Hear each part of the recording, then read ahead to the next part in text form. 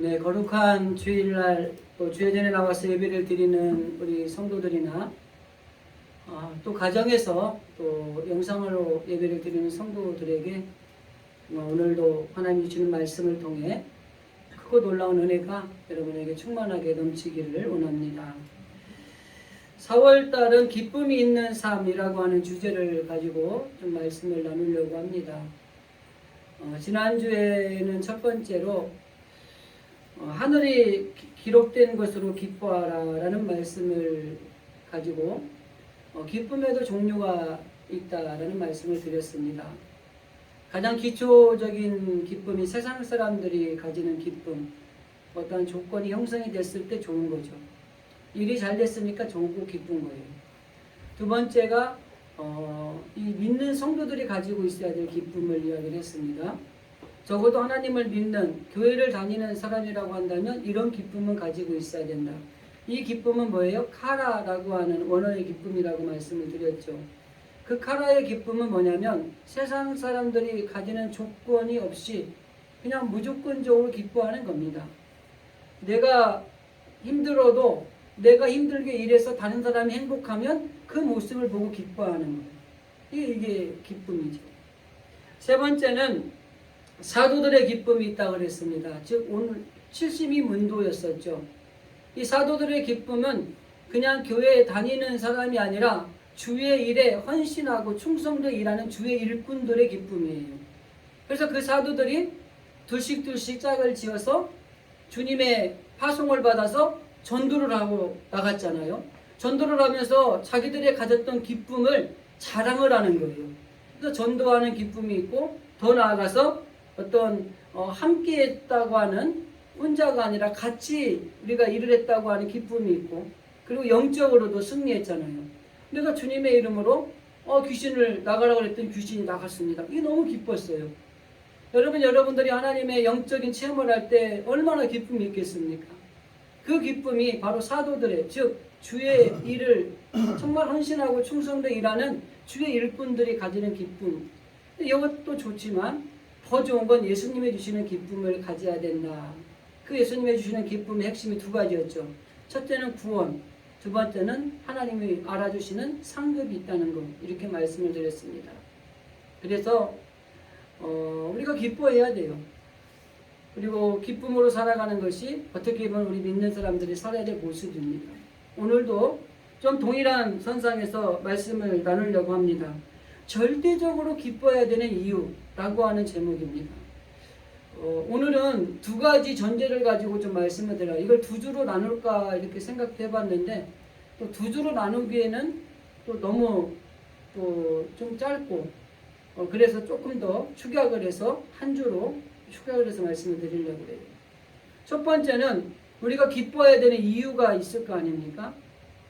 오늘 본문이 등장하는 하박국이라고 하는 이 선지자를 통해서 이 하박국이 왜 하나님 앞에 기뻐하는가 그 이유를 먼저 알아보고 이 하박국이 기뻐하는데 어떻게 기뻐하는가 그게 뭐냐면 절대적인 기쁨을 가지고 있다는 거예요. 그래서 첫 번째는 기뻐해야 되는 이유는 왜 기뻐해야 되는가. 두 번째는 그러면 이 하박국이 가지는 절대적인 기쁨 이 기쁨은 어떤 것으로 나타났는가 이렇게 두 가지 전제를 가지고 말씀을 좀 나누도록 하겠습니다. 그래서 여러분들이 말씀을 들을 때 첫째는 이 하박국이 이 하나님의 주신 말씀 본문을 통해서 왜 기뻐하지? 라는 거 그리고 이 사람이 기쁨을 직접적으로 표현하는 모습을 보면서 야, 이 기쁨은 절대적인 기쁨이구나 라는 걸 우리가 깨닫는 것이 여기 핵심입니다. 그래서 신앙생활을 하는 그 교회가 우리 종종 제가 어릴 때 부흥회를 가면은 부흥 강사분들이 오셔서 이런 말을 했어요. 여러분 교회는 초상집이 되면 안 됩니다. 교회는 잔치집이 돼야 됩니다. 이런 말을 많이 했거든요. 근데 신앙생활을 하면서 교회 와서 예배를 드리면서 초상집 분위기로 살아가는 사람이 있어요. 이 기쁨을 누리지 못하고 신앙생활하는 사람들이 있어요. 제가 목회하면서 깨달은 것 중에 하나가 교회는 왔는데 근심도 많고 걱정도 많고 염려도 많아서 그런지 얼굴에 기쁨이 없는 거예요. 마스크를 써가지고 요즘에는 기쁨이 있는지 없는지 잘 안 보이는데 옆 사람 한번 보세요. 이렇게 보셔서 기쁨이 있는가. 교회가 잔치집이어야 되는데 교회를 기쁨으로 오셔야 되는데 교회 와서 예배를 드리는데 죽상을 하고 있으면 안 되잖아요. 설령 교회 오기 전에 부부싸움을 하고 왔어도 교회 오면 기뻐야 돼요. 교회 오기 전에 자식이 말 안 들어가지고 막 분을 내고 화를 냈어도 교회 들어오는 순간 기쁨은 얼굴로 바뀌어야 되는 거예요. 왜? 기독교는 초상집이 아니라 잔치집이 돼야 되고 교회는 잔치 분위기를 가지고 하나님을 찬양하고 기도하고 예배드리고 또 하나님이 주시는 말씀을 받아야 되기 때문에 그런 겁니다. 그 이유는 딱 한 가지예요. 기쁨을 잃어버리기 때문에 그렇다고 하는 겁니다. 이미 주예전에 성전을 향하여 발길을 옮겼는데 이미 들어오기 전부터 기쁨을 잃어버리고 교회 안에 들어오는 거예요. 그러니까 염려, 걱정, 근심, 불안, 두려움, 때로는 미움 이런 것들이 가지고 있다 보니까 얼굴이 교회에 와서 기쁨이 넘쳐야 되는데 그러지 못하는 경향이 많이 있다고 하는 것입니다. 여러분 어떤 일이 있어도 성전 안에 들어오는 순간 모든 건 올스톱하고 기뻐야 돼요. 그럼 왜 기쁜가는 이제 본론적으로 우리가 또 하나씩 살펴볼 겁니다. 이 잔치집 분위기가 되는 교회를 만들고 잔치집 분위기가 되는 이 교회 기독교 신앙생활을 하기 위해서 필요한 게 몇 가지가 있어요. 첫째는 말씀이 꿀같이 달아야 돼요. 두 번째는 기도의 응답을 체험하는 신앙생활을 하셔야 됩니다. 기도를 했는데 응답되는 게 하나도 없어. 이거 재미없거든요. 또 찬송을 부르면 그 찬송의 능력이 나타나야 됩니다. 바울과 신라가 감옥에서 찬송했더니 옥문이 열리고 묶였던 것들이 풀려졌잖아요. 그리고 이 찬송을 부를 때 이 찬송의 능력이 우리 가운데 나타나야 돼요. 막 기분이 너무 다운되고 힘들었는데 찬송을 불렀더니 막 갑자기 기분이 좋아지고 기쁨이 넘치는 그리고 마음이 평안이 오는 이런 일들을 경험하셔야 돼요. 이게 잔치집 신앙생활 하는 겁니다. 더 나아가서 하나님의 음성이 잘 들려져야 됩니다. 하나님의 음성을 듣고 살아가는 것이 하나님의 사람이에요. 자녀가 부모의 음성을 듣지 않으면 안 되는 겁니다. 요한복음 10장에 보면은 목자의 그 음성을 따라 양이 따라가지 않으면 그 양은 위험한 거예요. 마찬가지로 하나님을 믿는 신앙인들이 하나님의 음성을 들을 줄 알아야 돼요. 그래서 때로는 막 천둥 번개 같은 하나님의 음성이 있을 수 있지만은 미세한 가운데 하나님이 들려주는 음성도 있어요. 그건 사람에 따라 다릅니다. 기도도 마찬가지예요. 어떤 사람은 막 통성으로 막 소리를 고래고래 질러가며 기도해야지 하나님을 만난 것 같은 사람이 있어요. 그럼 그렇게 하셔야 돼요. 어떤 사람은 눈만 감고 그냥 기도를 하는지 안 하는지 졸고 있는지 모르는데 그렇게 해서 하나님을 만나는 음성을 낸 사람도 있어요. 그럼 그렇게 하셔야 돼요. 정말 중요한 건 뭐예요? 어떤 생활이든 어떤 상황이든 어떤 장소이든 간에 하나님의 음성을 우리가 듣는 일들이 많아져야지 이게 잔치집 신앙생활을 할 수가 있습니다.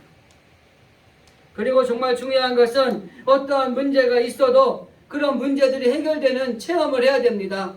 힘들고 어려운 일이 있었는데 이것이 도저히 될 수 없는 일이었는데 하나님의 은혜로 이 일들이 진행되어져서 잘 된 일들이 여러분들에게 경험이 있으셔야 돼요. 그 체험이 중요한 거예요. 아팠다가 하나님 앞에 기도했더니 하나님이 나를 낳아주셨다는 체험이 있든지 아니면 정말 큰일 나게 힘든 일들이 있었는데 그 일들을 하나님이 도와주셔서 그 일들이 잘 되었다든지 이런 체험들이 우리 가운데 있어야지 잔치집 신앙생활을 할 수 있는 겁니다. 또 한 가지만 말씀을 드리면 세상에서 얻지 못하는 위로와 소망을 신앙생활 가운데에서 우리가 자꾸 얻는 것들이 있어야 돼요. 말씀을 통해 세상이 주지 않는 위로와 소망을 가질 수 있어야 됩니다. 찬송을 통해 하나님이 주시는 그 위로와 소망을 우리가 깨달아야 됩니다. 기도하는 중에 하나님의 놀라운 위로와 소망이 우리 가운데 스며드는 것을 경험하셔야 되는 거예요. 그래야 잔치집 분위기가 그래야 기쁜 거예요. 이런 잔치집 분위기를 잘 표현해주는 것이 오늘 우리가 읽은 본문의 말씀입니다. 하박국이라고 하는 이 사람의 이름에 원래 이 이름은 그냥 아수르어로 그 식물의 이름이에요. 그냥 보통 무명의 사람입니다. 그런데 이름도 없고 별로 무명이었던 이 사람이 어떤 상황인지는 모르지만 하나님 때문에 나는 기뻐한다라고 이렇게 선언을 하는 거예요. 여러분, 우리들도 마찬가지입니다. 여러분들이 어떤 상황이고 어떤 힘든 가운데 일에 처했는지는 몰라요. 여러분들이 더 잘 알고 하나님이 아셔요. 근데 내가 힘들고 고난 가운데 있고 어려운 가운데 있어요. 뭐 요즘 코로나 시국 같은 경우는 더 그래요. 옛날에 뭐 말씀을 안 드리지만 코로나 블루라는 용어가 생겨가지고 코로나로 인한 우울증 환자들이 많이 생겼다 그래요. 정신적으로도 좀 이 질병이 많이 늘어났다 그래요. 왜? 그만큼 사람과의 단절, 만남의 교류가 없고, 그리고 좀 이렇게 폐쇄적인 생활을 하다 보니까 이 우울증이 생기는 겁니다. 그래서 정말 중요한 것은 뭐냐? 바로 이러한 삶의 처지에 있을 때 우리가 어떻게 살아가느냐는 것이 중요한 겁니다. 그런데 이 무명의 선지자, 이름도 없던 하박국은 자기가 어떤 상황인지는 모르지만 나는 하나님 때문에 그래도 기쁘고 즐거워, 이렇게 이야기를 하는 거예요. 여러분들이 힘들고 어려운 거 하나님이 아시고요. 그 하나님이 아시면 된 겁니다. 그래서 그 주님이 내 모든 걸 아시면 그 하나님으로 말미암아 나는 기뻐할 수 있고 나는 즐겁습니다 라고 이렇게 이야기하고 하나님 앞에 나아갈 수 있는 이 선지자가 하박국이라고 하는 겁니다. 세상에 살면서 부딪히는 많은 일들 가운데 어려움이 있어요. 이 하박국서를 전체적으로 좀 보면은 1장은 이런 내용입니다. 악한 자들이 너무나 잘 되는 거예요. 악한 자들이 의로운 사람을 너무 핍박을 하는 거예요. 그리고 의로운 사람들이 잘 안 되는 거야. 그래서 1장에서는 이 하박국이 의문을 제기하는 거예요. 하나님, 왜 저 악한 사람들이 우리 이렇게 의로운 사람들을 괴롭히고 힘들게 하는데 왜 가만 놔두십니까? 이 의인들, 우리가 이렇게 믿음으로 살려온 사람이 이렇게 힘들어도 되겠습니까? 이런 걸 질문을 해요. 이게 첫 번째 문제입니다. 그런데 2장에 가서 2장 3절 이후에 보면은 하나님이 하박국에게 말씀하시는 내용을 통해서 이 하박국이 깨닫는 거예요. 결국은 뭐예요? 하나님이 그 악한 자들에 대해서 그냥 내버려 두지 않는다는 겁니다. 그들은 결국에는 심판이 있다는 거예요. 그래서 하나님은 의로운 하나님이구나, 이걸 깨달은 거예요, 하박국이. 그리고 마지막 3장에서 또 하나의 문제가 생기는 거예요. 1장에서는 악한 자들이 잘 되고 의로운 사람들을 괴롭히고 의로운 사람들이 힘드는데 하나님이 왜 가만히 있습니까? 근데 2장에서 보니까 하나님이 말하는 거예요. 아니야, 그렇지 않아. 저들이 성행한 것 같고 저들이 잘 되는 것 같지만 저들은 분명히 심판이 있어. 저들이 잘 되지 않아. 나중에 뒤에 가서 말씀을 드리겠지만은 그 악한 자들은 다 엎드러지게 될 거야, 이렇게 말을 하는 거예요. 근데 3장 우리가 읽은 본문의 16절에 보면은 또 한 가지가 어려움이 생기는 거예요. 바벨론이 쳐들어와서 이 유다를 멸망시키기 직전입니다. 모든 것이 멸망이 되고 다 앗아간 다음에 아무것도 없는 거예요. 가난이라고 하는 이 엄청난 이 핍박이 이들에게 찾아온 겁니다. 여러분, 가난이라는 게 슬퍼요. 돈이 많아야지 좋지 않습니까? 내가 먹고 싶은 게 있는데 사 먹을 수 있는 돈이 있어야 돼요. 먹고 싶은 건 있는데 사 먹을 돈이 없다는 거, 이거 슬픈 거예요. 기쁘지 않은 거예요. 이게 하나가 더 악재가 덮인 거예요. 그래서 정말 이렇게 모든 것을 앗아가 버린 이 상태에서 하나님 너무 힘듭니다, 이런 거예요. 그런데 오늘 우리가 읽은 본문의 말씀을 보면 그런 가운데에서도 하박국 선지자가 하는 말은 뭐냐면 그런 가운데에서도 나는 기쁩니다. 이게 절대적인 감사예요.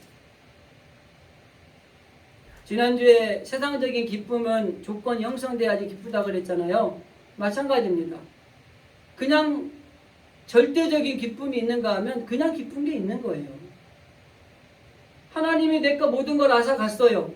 정말 먹을 것도 없어요. 내가 지금 나 안 먹으면 괜찮은데 우리 아이가 학교를 가야 돼서 지금 돈 10,000원이 필요한데 그 10,000원 줄 돈이 없어요. 이거 슬픈 거예요. 저 초등학교 다닐 때요, 우리 어머니가 아침에 갈 때 나 뭐 사야 돼, 돈 500원 있어야 돼. 근데 우리 엄마가 돈이 없는 거야. 그럼 그 500원 얘기를 꺼내가 동시에 우리 어머니는요, 새 집을 다니는 거예요. 돈 좀 있을 만한 집, 새 집을 탁탁탁 돌고 가지고 500원을 구해와요. 구워오는 거예요. 근데 여러분, 그 돈을 받으면서 어릴 때 제가 느낀 건 뭐냐면, 우리 집도 돈 달라 그럴 때 주머니도 돈 좀 줘봤으면, 그 생각을 제가 했어요.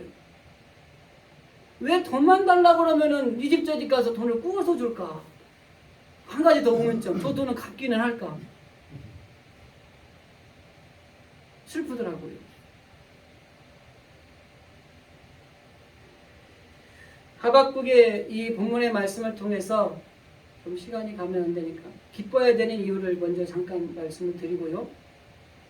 이 하박국의 이 감사가 절대적으로 기뻐하는 감사의 모습은 어떤 모습이었는가 좀 분리해서 말씀드리겠습니다. 첫째, 이 기뻐해야 되는 이유는 하나님이 나를 구원해 주신 하나님이기 때문에, 지난주하고 좀 겹치니까 간단하게 말씀드리겠습니다. 오늘 우리가 읽은 18절 말씀을 보면, 나는 여호와로 말미암아 즐거워하며 나의 구원의 하나님으로 말미암아 기뻐하리로다. 아까 말씀드린 대로 하나님이, 이 하박국이 하나님에 대해서 의문을 가지고 제기를 하고 난 다음에 하나님의 음성을 기다리고 있었어요. 근데 2장 3절 이하에 보니까 하나님이 그 의문에 대해서 해답을 준 거예요. 뭐라고 말씀하시냐면, 그 악한 자들, 여기 등장하는 그럼 2장 3절 이하에 보면, 불의한 악인을 그냥 두지 아니하시고 바람에 날아가는 겨처럼 다루신 하나님의 심판이 있음을 알려주신 거예요.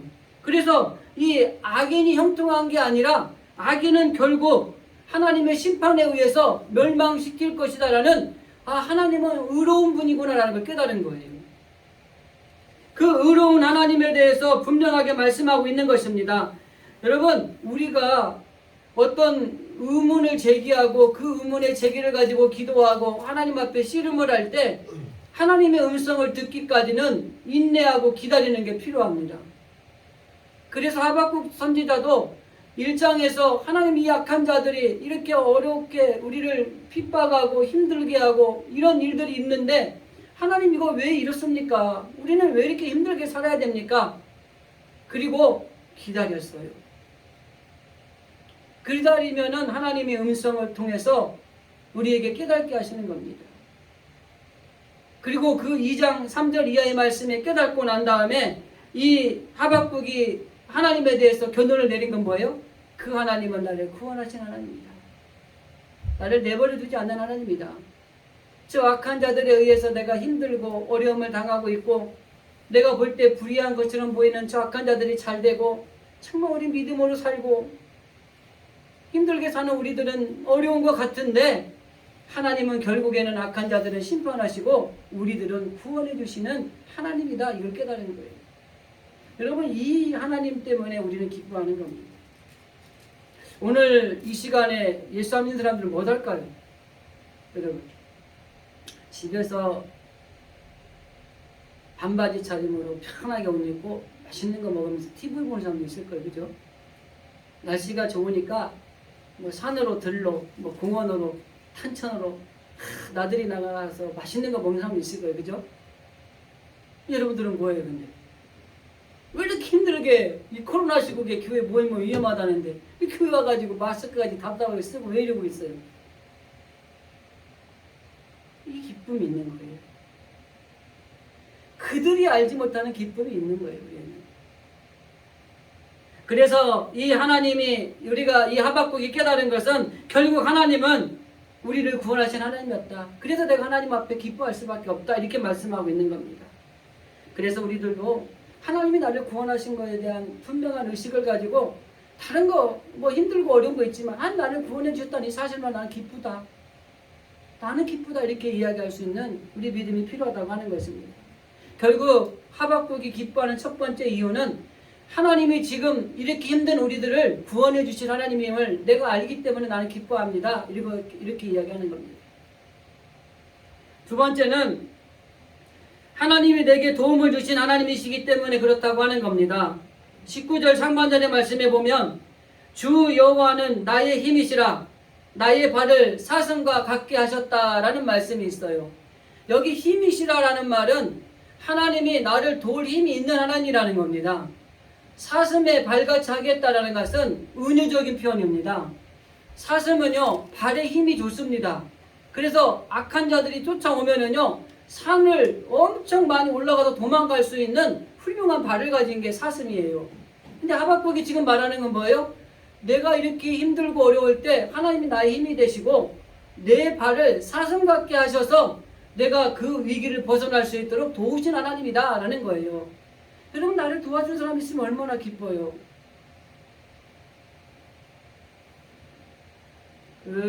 다시 한번 우리 엄마 얘기를 한번 더 할게요.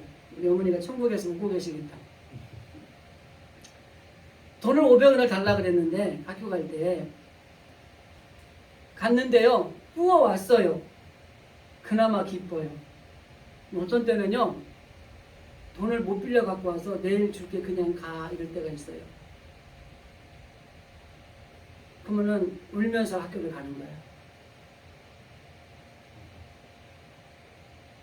도움이 될 수 있는 사람이 있다는 것도 기쁨이더라고요. 내가 500원을 가지고 학교를 가야 되는데 그 500원을 빌려줄 사람이 있다는 것만 해도 감사하더라고요. 근데 어떤 때는 500원을 빌리지를 못해서 그 돈을 그날 못 가지고 가는 거예요. 그러면서 가면 창피를 당할까 뭐 할까 울면서 하고 가는 거예요. 그런데 하나님이 지금 이 표현을 말하는 건 뭐냐면 하나님 내가 힘이 돼줄게. 내가 도와줄게.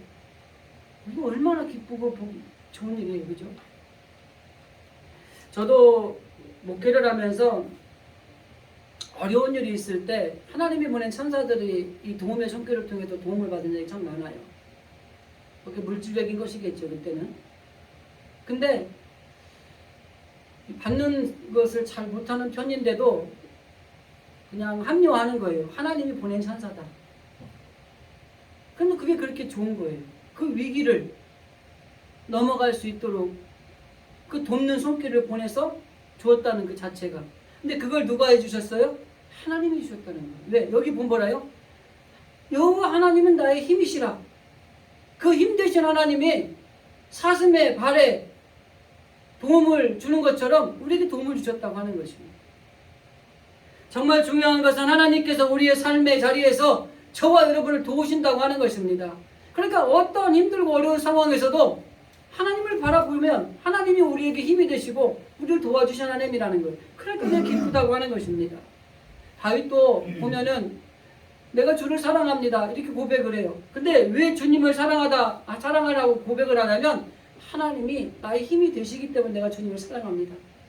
주님이 나에게 도움이 되시고 나의 힘이 되어 주셔서 내 모든 걸 해결해 주시니 나는 주님을 사랑합니다. 그리고 시편 18편 2절에 보면 그 사랑한다는 증거를 이렇게 말합니다. 그 하나님은 나의 피할 바이시고 나의 방패시고 구원의 뿌리시고 나의 산성이십니다. 이렇게 고백을 하는 거예요.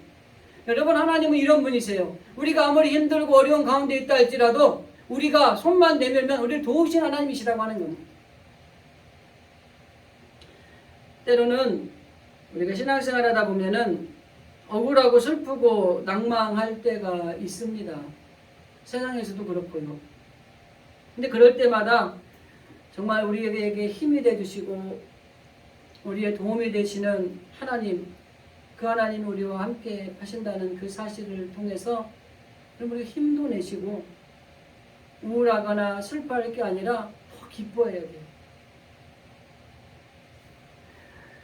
지금 현재의 삶이 분명히 힘들고 어렵습니다. 코로나 때문에 소상공인을 비롯해서 자영업자들 그리고 직장에서도 이 퇴직을 공급받는 사람들 참 그렇게 무너지면 가정이 무너지고 그죠? 가정이 무너지면 자녀들이 또 무너지고 막 연쇄 반응이잖아요. 너무 어려워요. 우리 한국 교회를 봐도 많이 만나지 못하지만 통화를 해보면 그래요. 교회들이 다 정말 어렵다 그래요. 큰 교회는 큰 교회대로 어렵고 장교는 장교대로 어렵다 그래요. 이 어려운 시기를 우리가 살아가고 있습니다. 정말 중요한 거는 이렇게 힘들고 어려운 시기에 정말 우리가 의지하고 바라볼 것은 우리의 힘이 되신 하나님을 바라보는 거예요. 그리고 그 하나님의 도움이 우리의 손길 가운데 이게 임하게 될 때 우리는 거기서 이겨낼 수 있는 힘을 가지게 되는 것입니다. 세 번째는 하나님이 우리에게 승리를 주시는 분이기 때문에 우리는 기뻐할 수 있습니다. 3장 19절 하반절에 보면 나를 나의 높은 곳에 다니게 하시리로다 라고 말씀해서, 여기 높은 곳이라고 하는 표현이 등장을 하는데, 미가 선지자나 아모스 선지자의 그 성경에 있는 말씀들을 보면 하나님을 표현할 때 높은 곳에 계시는 분으로 표현을 해요. 그리고 그 높은 곳을 밟으시는 하나님은 어떤 분이냐면 바로 우리에게 승리를 주신 하나님이다 라는 것을 말씀을 합니다. 신명기 33장 29절 말씀을 제가 한번 읽어드리고 설명을 하겠습니다. 이스라엘아, 너는 행복자로다. 여호와의 구원을 너와 같이 얻은 백성이 누구뇨? 그는 너를 돕는 방패요 너의 영광의 칼이로라. 내 대적이 내게 복종하리니 내가 그들의 높은 곳을 밟으리로다. 여기 높은 곳을 밟는다라는 것은 원수와 대적으로부터 승리를 주신다는 의미가 포함되어 있습니다. 그리고 실제적으로 신명기 32장 13절 이후에 보면은 이 높은 곳을 밟는다는 것이 어떤 것인가를 설명을 합니다. 여호와께서 그가 땅의 높은 곳을 타고 다니게 하시며 밭의 소산을 먹게 하고 땅의 소산을 먹게 하시며 반석에서 꿀을, 굳은 반석에서 기름을 빨게 하시는다. 그리고 그 13절 뒤에 가면 포도주가 풍성하게 될 것이고 모든 것이 풍성하게 될 것이다. 결과적으로 이 말씀은 뭐냐면 물질적으로 우리가 풍부하게 될 것이라고 하는 승리의 창가를 말씀하고 있는 것입니다. 지금은 빈궁하다는 거예요. 지금은 없다는 거예요. 그러나 하나님이 모든 것에서 승리하게 하시면 모든 것들이 형통하게 되는 놀라운 은혜가 임하게 된다고 하는 것입니다. 결국 여러분, 저와 여러분의 삶 가운데 우리가 기뻐해야 되는 이유는 뭐냐면 하나님은 결국 우리에게 승리를 주신 하나님이기 때문에 그래요. 하나님은 하나님의 자녀들이 잘 되기를 원하십니다. 복을 받기를 원하시고요. 형통하기를 원하세요. 그렇기 때문에 우리는 기쁜 거예요. 어느 아버지가 아들이 잘못되기를 바라는 아버지가 있겠습니까? 잘 되기를 바라고 그리고 기도하고 또 더 지원할 수 있으면 지원하고 이렇게 아버지의 모습이지 않습니까? 하나님도 똑같아요. 하나님이 자녀들인 우리들이 잘 되기를 기뻐하고 또 형통하기를 원하고 계시고 여러분들이 모든 것들이 잘 또 승리하는 삶을 살아가기를 원하신다는 거예요. 그 하나님이 우리와 함께 하시기 때문에 우리는 기쁜 거예요. 결과적으로 오늘 하나님이 주시는 기쁨의 정상에서 승리를 누리는 그런 하나님이시라는 사실을 통해서 우리는 기뻐할 수밖에 없다고 하는 것입니다. 정말 우리가 이런 하나님을 체험해야 됩니다. 구원을 주신 하나님, 더 나아가서 우리를 늘 힘이 되시고 도와주신 하나님, 그리고 언제나 승리를 주신 하나님, 이 하나님으로 인하여서 우리는 기뻐할 수밖에 없다고 하는 것을 고백하는 것입니다. 이 하박국이 왜 하나님 앞에 기뻐할까? 무명의 선지자, 그냥 보통 사람, 이 사람이 자기의 형편이나 상황이 좋은 것도 아닌데 하나님 앞에 기뻐하는 이유는 나를 구원해 주셨고 나를 도우시고 나를 승리하게 하신 하나님이심을 알기 때문에 그는 기뻐할 수 있었다고 하는 것입니다. 이게 첫 번째 제언의 말씀이고요. 한 가지 더 두 번째 제언의 말씀을 좀 나누겠습니다. 그렇다면 이 하박국 선지자가 기뻐하는데 그가 기뻐하는 절대적인 기쁨은 어떤 모습으로 나타나느냐는 겁니다. 실제적으로 우리가 어려운 시기에 살아가고 있는 것은 사실이죠. 그런데 이 어려운 시기에 살아가면서 정말 우리가 필요한 것들은 뭐냐면 이 절대적으로 기뻐하는 사람이 있는가 하면 상대적으로 기뻐하는 사람들도 있어요. 그리고 지금의 시대는 뭐 기쁨이 아니라 슬픔에 쌓여서 살아가는 사람들이 참 많죠. 그런데 코로나 시국에 이 망한 회사들이 많대요. 망한 곳이. 근데 코로나 때문에 부자 된 데도 많대요. 이게 상대적 기쁨을 누리는 사람들의 모습이에요. 그래서 우리는 세상적으로 살아가다 보면은 안 됐기 때문에 슬픈 거예요. 그죠? 근데 그 슬픔 가운데 그래도 좀 나아서 기쁜 사람들이 있어요. 근데 우리 그리스도인들은 안 됐는데도 불구하고 기뻐하는 거, 이게 절대적인 기쁨이에요. 하박국이 그 모습을 드러냈다고 하는 것입니다. 그게 어떤 것인가를 좀 보겠습니다. 첫 번째는 고난이 다가올지라도 기뻐하는 것, 이게 절대적으로 기뻐하는 모습입니다. 다시 한번 우리가 본문의 말씀을 읽어보면 16절에 보면 내가 들었으므로 내 창자가 흔들렸고 그 목소리를 인하여 내 입술이 떨렸도다. 무리가 우리를 치러 올라오는 환난 날을 내가 기다림으로 내 뼈에 썩이는 것 같이 들어왔으며 내 몸은 내 척수에서 떨리는도다. 이 16절 말씀을 한마디로 말하면 너무 고난이 닥쳐와서 너무 두렵고 떨리는 것을 표현한 겁니다. 여기 대표적인 표현이 뭐냐면 내 창자가 흔들렸고 내 입술이 떨렸다라는 표현입니다. 정말 엄청난 고난이 다가오고 있는 것을 표현해주고 있는 것입니다. 그런데 이전에는 이 하박국이 뭐라고 그러냐면 하나님 정말 이 어느 때까지 이 약한 자들이 잘 되고 언제까지 이래야 됩니까? 이렇게 물어봤어요. 그런데 오늘 우리가 그 본문 중에 아주 긍정적인 본문의 글귀가 하나가 있어요. 16절의 중간쯤에 가면 내가 기다림으로 라는 표현이 있습니다. 여러분 우리가 어디에 초점을 맞추느냐에 따라서 원망하고 불평할 수도 있고 감사할 수도 있어요. 어느 때까지 이럴 겁니까? 이러면 원망하고 불평하게 돼 있어요. 주어진 환경은 똑같습니다. 뭐 고난이죠. 환난이죠. 악한 자들이 우리를 너무 힘들게 하죠. 그리고 먹을 것도 없어요. 그런데 정말 이 어려운 시간 속에서 어느 때까지 이럴 거예요 하나님? 이러면은 불평하고 원망하는 거예요. 이게 세상에 초점을 맞춘 겁니다. 근데 하박국이 바뀐 거예요. 내가 기다림으로. 2장에서 악한 자들이 하나님이 내버려 두지 않고 결국 의로운 하나님이라는 말씀을 드렸잖아요. 그러니까 이제는 뭘 기다리면 돼요? 하나님이 하실 일을 기다리면 되는 거예요. 그래서 힘들고 어렵고 정말 고난이 많이 오는 건 맞아요. 1장에서도 고난은 왔고 지금도 3장에서도 고난은 있어요. 근데 1장에서는 초점을 세상에 두다 보니까 내가 어느 때까지 이래야 됩니까? 이렇게 따졌어요. 그런데 3장에서는 이제는 2장에서 하나님의 음성을 들었기 때문에 하나님 내가 기다리겠습니다. 이렇게 바뀐 거예요. 하나님께 초점을 두면은 현재의 고난이 보이는 게 아니라 그 고난 너머에 있는 하나님이 하실 일이 보이는 거예요. 제가 여러분에게 종종 말씀을 드리는 겁니다. 현재를 보면은 원망하고 불평할 일뿐이지만 그 일을 통해서 하나님이 하실 일을 바라보면 우리는 그 고난도 감사할 수 있고 기뻐할 수 있는 거예요.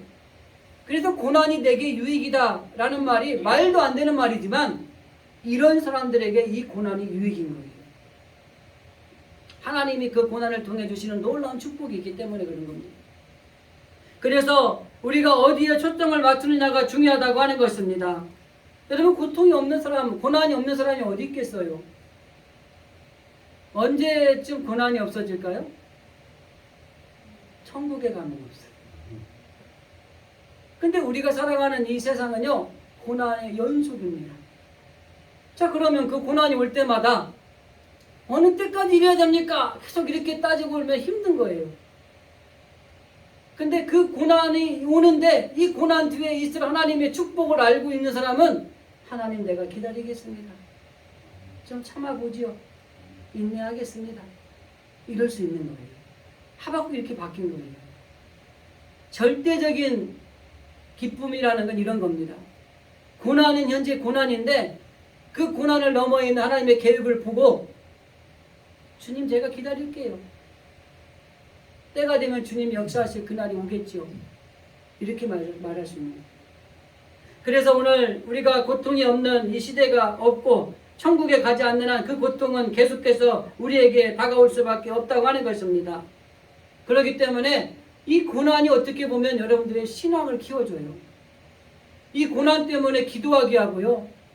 이 고난 때문에 믿음이 성장하게 만들어진다니까요. 이 고난이 우리를 천국으로 인도하는 지름길이 되는 거예요. 그래서 고난이 유익인 겁니다. 그래서 너무 힘들고 어렵다고 짜증내거나 불평하지 마시고 그 고난 너머에 있는 하나님의 음성을 듣고 그 하나님을 기다리고 있는 평안한 마음을 가지시기 바랍니다. 하박국이 그랬다는 거예요.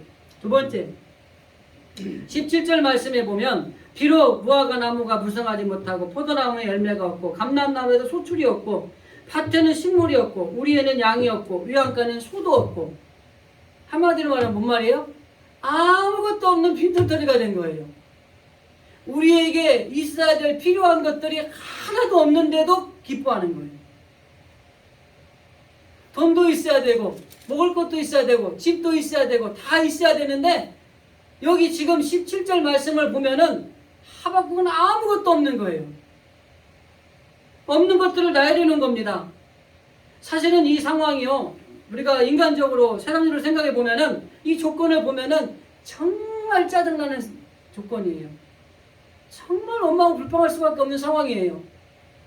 그런데 오늘 본문에 등장하는 이 하박국이 말하는 것은 우리가 필요한 것들이 있어야 되는데 그 필요한 것이 하나도 없어. 그래도 나는 기뻐합니다. 이게 절대적인 기쁨이에요. 저는 한 번 더 우리 어머니를 소원하겠습니다. 500원을 받은 날은요, 학교를 갈 때 발걸음이 가볍습니다. 그 500원 안에는요, 제 군것질도 포함이 되어 있어요. 제가 머리가 좋거든요. 500원을 받은 거는 400원은 필요하고 100원은 내 군것질 거예요. 그래서 그걸 못 받으면 짜증나는 거예요. 왜? 내 필요한 게 있어야 돼요. 500원 안에는 학용품을 사야 되지만 100원은 내 군것질 용품이에요. 그 당시에 50원짜리 롤빵이요, 진짜 맛있었어요.